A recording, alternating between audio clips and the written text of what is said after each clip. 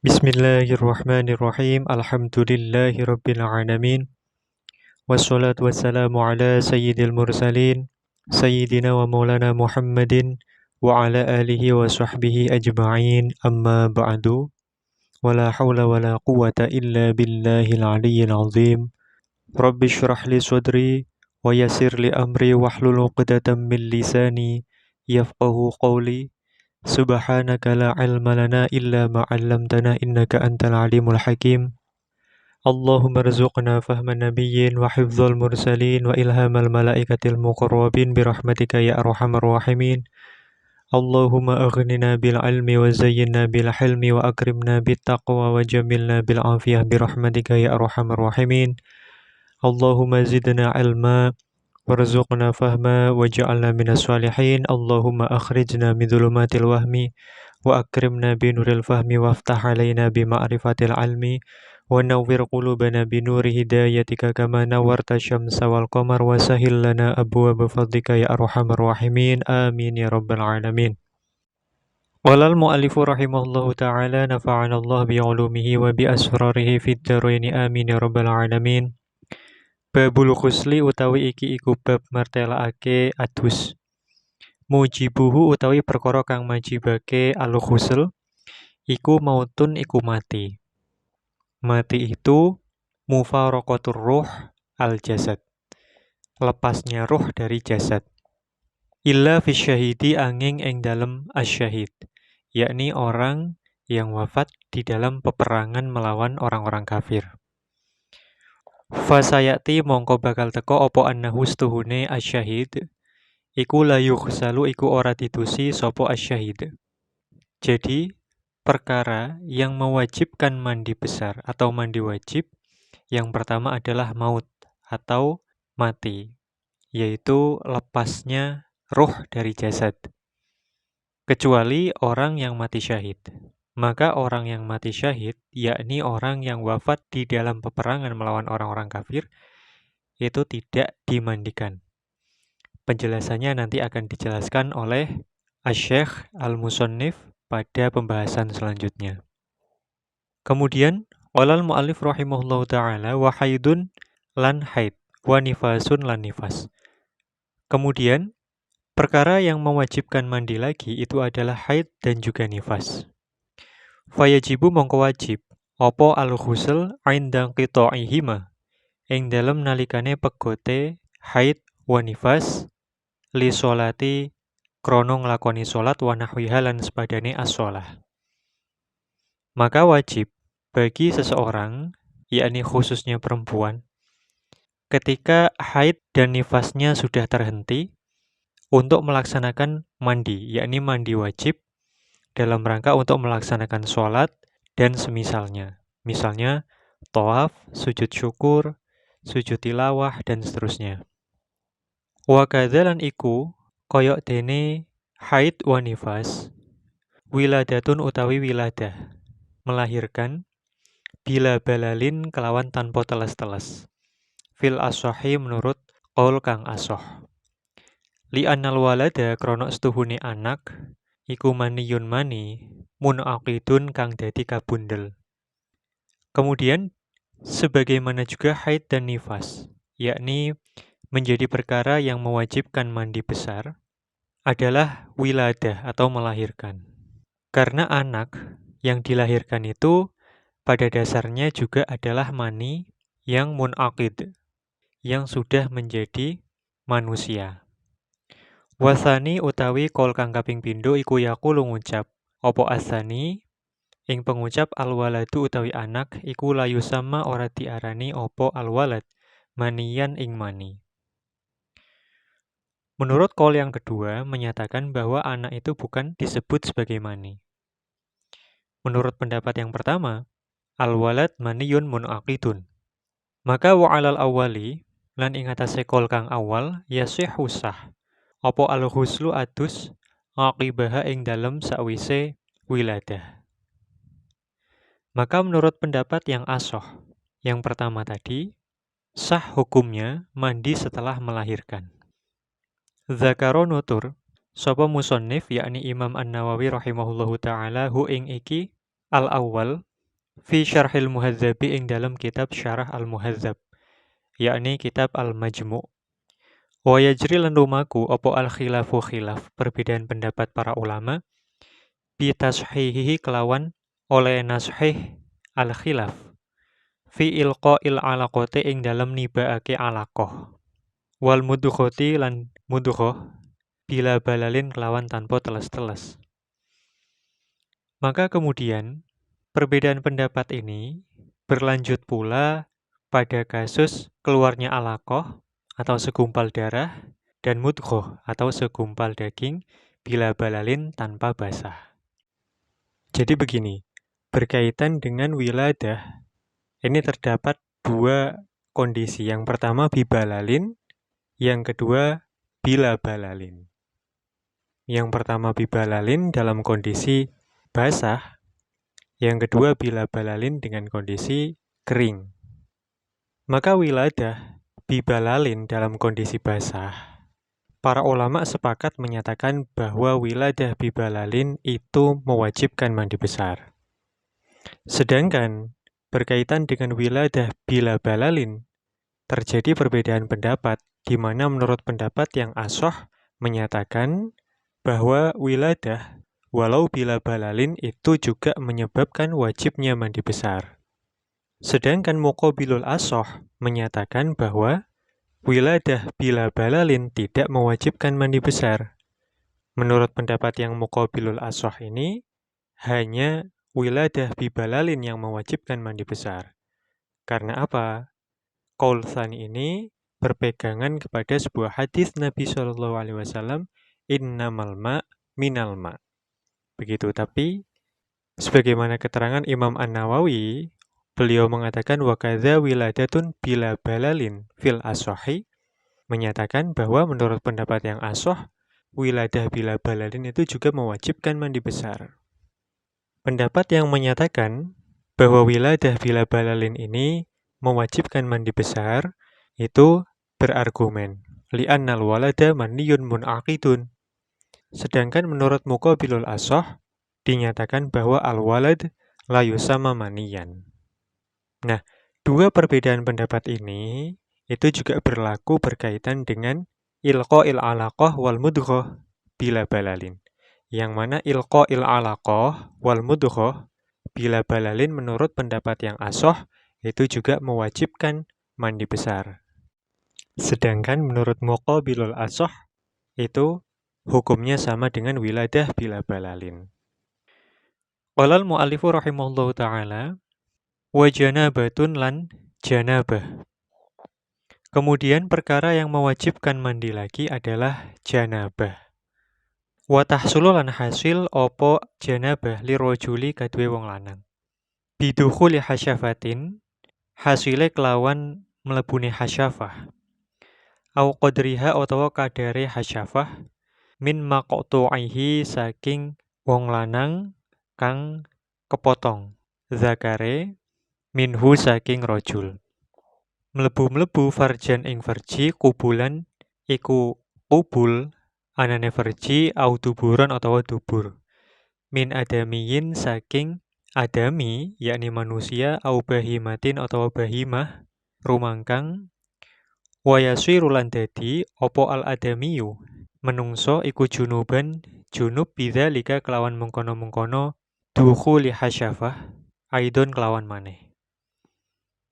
Kemudian janabah ini yang mana janabah itu menjadi perkara yang mewajibkan mandi, ini bagi laki-laki bisa terjadi dengan masuknya hasyafah atau masuknya ujung zakar au qadriha atau kadarnya zakar dari orang yang memang terputus ujung zakarnya. Masuknya hasyafah ini ke farji, baik itu kubul atau jalan depan ataupun dubur atau jalan belakang. Baik itu farjinya manusia, berarti kubul atau duburnya manusia, ataupun farjinya bahimah atau binatang, berarti termasuk kubul dan duburnya bahimah. Maka kesemuanya ini, yakni masuknya hasyafah atau qadriha ke farji, baik itu kubul ataupun dubur, baik itu milik manusia ataupun hewan, ini menjadikan laki-laki itu berstatus janabah, yang mana janabah ini mewajibkan mandi besar. Ini tidak membahas tentang keharaman bersenggamanya laki-laki dengan istrinya lewat dubur. Itu jelas haram, tapi di sini hanya membahas dari aspek mewajibkan terhadap mandi atau tidak. Begitu. Demikian juga masuknya hasyafah ke kubul ataupun duburnya bahimah. Di sini tidak membahas itu, tapi yang jelas itu juga haram. Begitu. Jadi di sini hanya dibahas berkaitan dengan mewajibkan tidaknya kepada mandi. Dan tadi sudah disebutkan oleh Al-Imam Jalaluddin Al-Mahalli rahimahullahu ta'ala bahwa itu semua mewajibkan mandi. Maka istri yang juga dimasuki hasyafahnya si rajul tadi itu juga berstatus junub oleh sebab masuknya hasyafah ke dalam farji. Ini makna dari kata beliau wa yasirul adamiyyu junuban bidzalika aidon. Naam, qala al-mu'allifu rahimahullahu ta'ala wa bi khuruji maniyin lan kelawan metune mani min tariqihi saking dalane mani al-mu'tadi kang din biasaake wa ghairihi lan saliyane tariqihi al-mu'tad. Kaaning kasaro kaya yen to pecah apa sulbuhu balung gegereman fa kharaja mongko metu apa mani minhu saking man. Kemudian perkara yang mewajibkan mandi junub, mandi wajib, itu adalah keluarnya mani dari jalannya yang sudah biasa ataupun jalan lain yang tidak biasa. Imam Al-Mahalli memberikan contoh ka'aning kasara sulbuhu fa kharaja minhu. Contohnya, semisal tulang punggungnya pecah, kemudian keluar mani dari orang tersebut melalui jalur itu. Jadi tidak dari jalur biasa. Itu pun sudah termasuk menjadikan orang tersebut wajib mandi.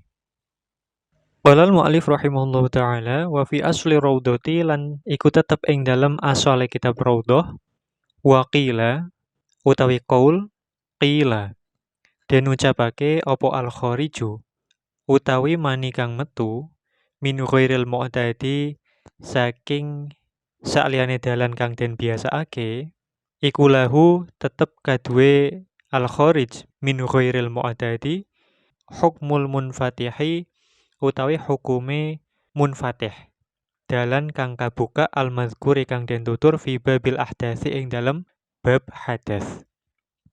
Menurut pernyataan Imam An-Nawawi rahimahullahu ta'ala di dalam Asli Raudhah disebutkan bahwa menurut suatu pendapat bahwa mani yang keluar dari jalan yang tidak normal min ghairil mu'tad itu hukumnya sama dengan hukum munfatih atau hukum jalan yang terbuka yang sudah disebutkan di dalam bab hadas pada pembahasan sebelum ini. Faya'udu mongko bali fihi ing dalam al-kharij min ghairil mu'tad apa at-tafsilu perincian wal khilafu lan khilaf. Jika mengikuti pendapat sementara ulama ini, maka perincian hukumnya dan juga perbedaan pendapat berkaitan dengan itu sama dengan keterangan yang disebutkan berkaitan dengan hukmul munfatih di dalam bab hadas. Qala al-mu'allifu rahimahullahu ta'ala wa sulbu utawi as-sulb atau balung geger huna ing dalam iki panggonan iku kal ma'idati koyok dene wudel hunaka ing dalam kono panggonan. Maka kata sulb atau tempat keluar yang ghairil mu'tad di dalam bab khurujul mani ini posisinya sama dengan ma'idah atau wudel pada pembahasan hukum munfatih di dalam bab hadas yang sebelumnya sudah dijelaskan. Wa fi syarhil muhadzabi lan iku tetep ing dalam kitab Syarah Al-Muhadzab annahu utawi setuhune iki qaul iku aswabu iku qaul sing shawab, qaul sing bener.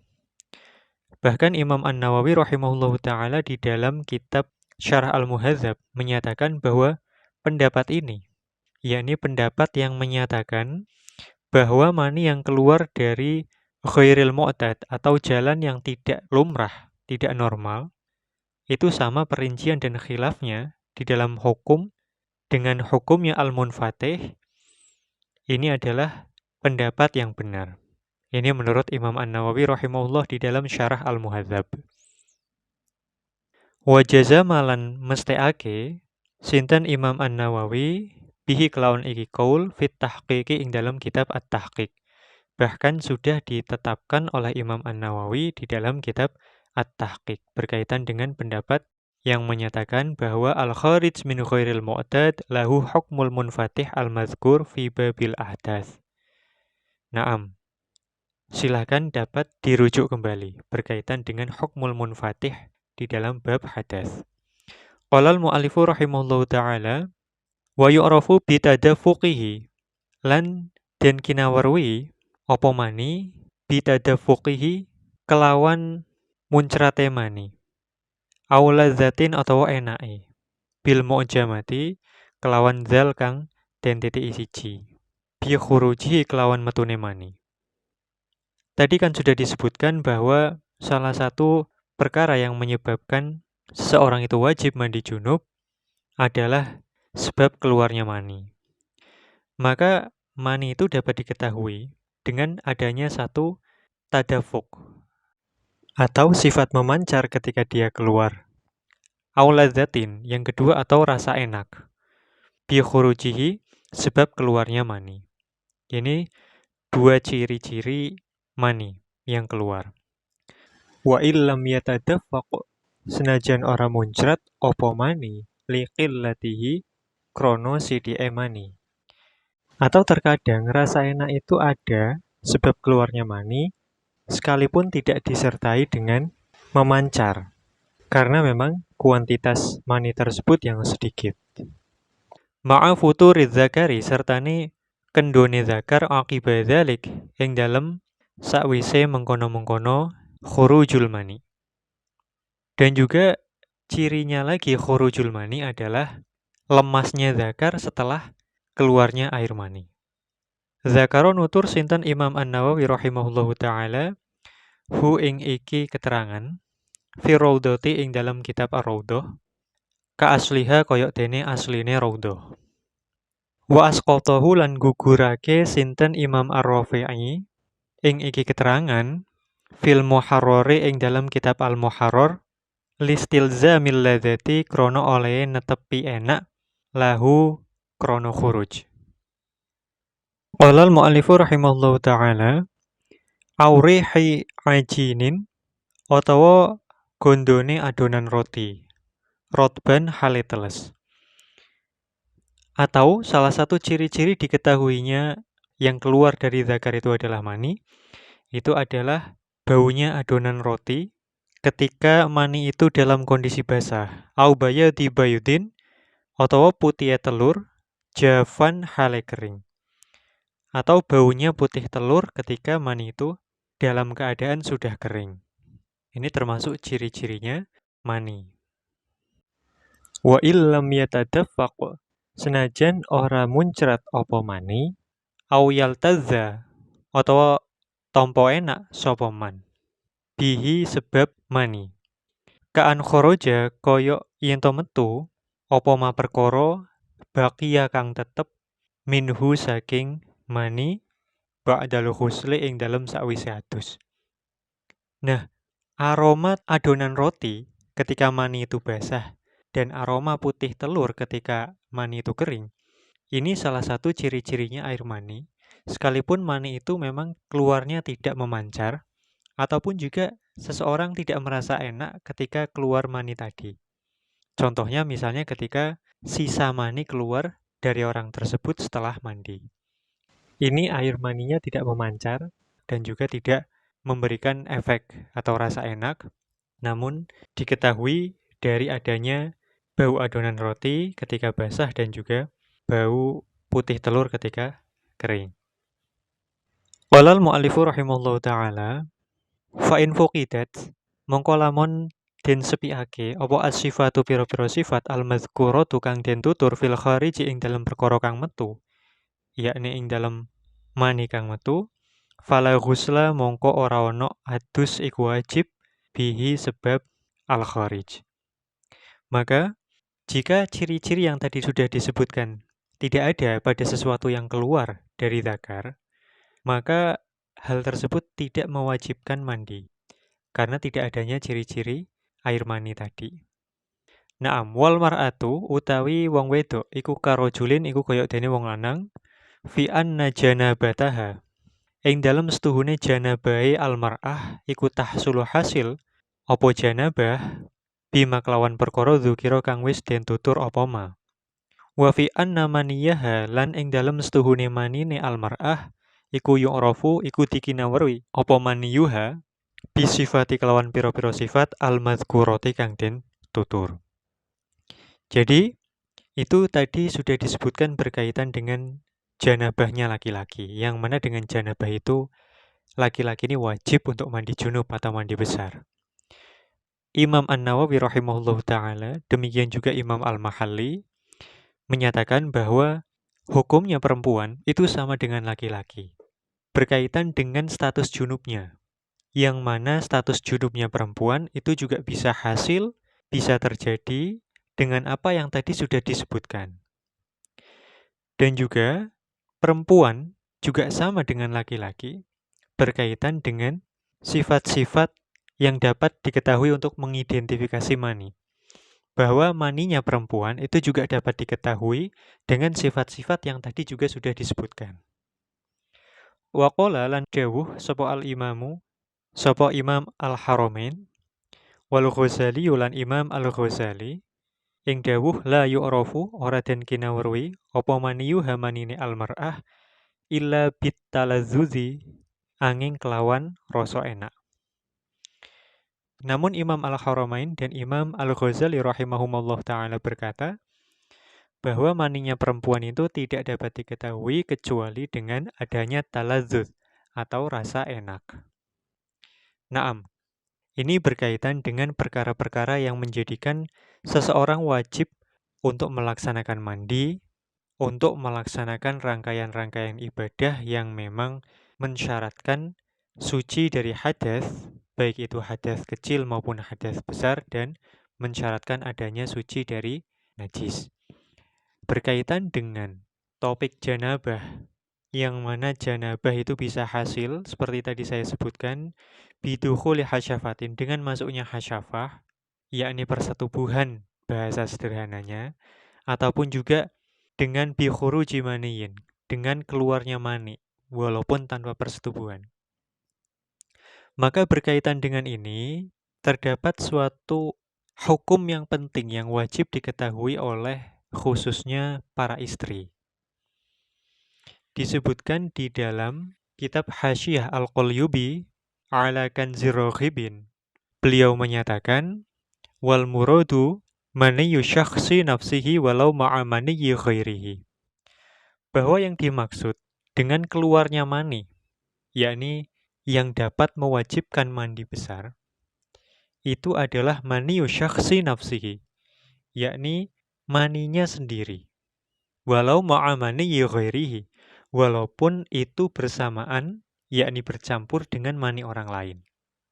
Maka beliau menyatakan, falau qadat al-mar'atu syahwataha waghtasalat thumma kharaja minha maniyun wajaba alaihi al-ghuslu. Maka ketika seorang perempuan, yakni seorang istri, telah berjima dengan suaminya, kemudian perempuan tadi telah menuntaskan syahwatnya, dengan kata lain dia sudah mencapai klimaks dalam jimaknya tersebut, waghtasalat, kemudian dia mandi junub, tsumma kharaja minha maniyun, kemudian setelah dia mandi junub, keluar lagi mani darinya. Maka dalam hal ini wajib alaihi ghuslu, maka wajib atasnya untuk mandi junub lagi. Karena telah keluar mani dari dirinya. Sedangkan dia pada saat persetubuhan itu dia sudah merasakan adanya klimaks. Kenapa kok perempuan wajib mandi lagi? Iqamatan lil madhinnati maqamal yaqin. Karena menetapkan adanya dugaan yang kuat kepada kedudukan atau maqamal yakin, kedudukan yakin. Karena dimungkinkan bahwa mani yang keluar setelah dia mandi itu adalah maninya sendiri, walaupun itu bercampur dengan maninya suaminya. Maka mafhumnya, ketika seorang perempuan tidak merasakan lazat, tidak merasakan rasa enak, yakni tidak mencapai klimaks ketika berjima, maka otomatis ketika nanti setelah selesai mandi junub keluar lagi mani, ini dia tidak wajib mandi lagi. Karena tidak ada kemungkinan bahwa yang keluar adalah maninya dia walaupun bercampur dengan mani suaminya. Maka ketika perempuan yang sudah berjima dengan suaminya dan kemudian dia merasakan klimaks di dalam perjimaan itu, kemudian dia mandi, kemudian keluar darinya air mani, maka dia wajib mandi. Walau kharaja al-maniyu fi dafa'atin wajabal ghuslu bi kulli marratin wa in qalla. Maka ketika air mani keluar beberapa kali lagi, setelah dia sudah mandi lagi, wajabal ghuslu bi kulli marratin. Maka dia tetap wajib mandi lagi bi kulli marratin dengan setiap air mani keluar darinya. Wa in qalla, walaupun yang keluar itu sedikit. Naam. Terdapat suatu kasus ketika seorang perempuan atau seorang istri itu tidak cukup mandi hanya sekali, yakni ketika dari farjinya keluar mani, yang mana masih memungkinkan mani yang keluar itu adalah maninya dia sendiri, walaupun bercampur dengan mani suaminya. Dari hasil perjimaan, yang mana di dalam jima itu dia mencapai lazat atau klimaks. Naam. Qala al-mu'allifu rahimahullahu ta'ala wa yahrumu lan haram biha sebab janabah ay bil janabah ilahuna wallahu a'lam bisawab. Subhanakallahumma wa bihamdik asyhadu an la ilaha illa anta astaghfiruka wa atubu ilaik. Subhana rabbika rabbil izzati amma yasifun wa salamun alal mursalin walhamdulillahi rabbil alamin.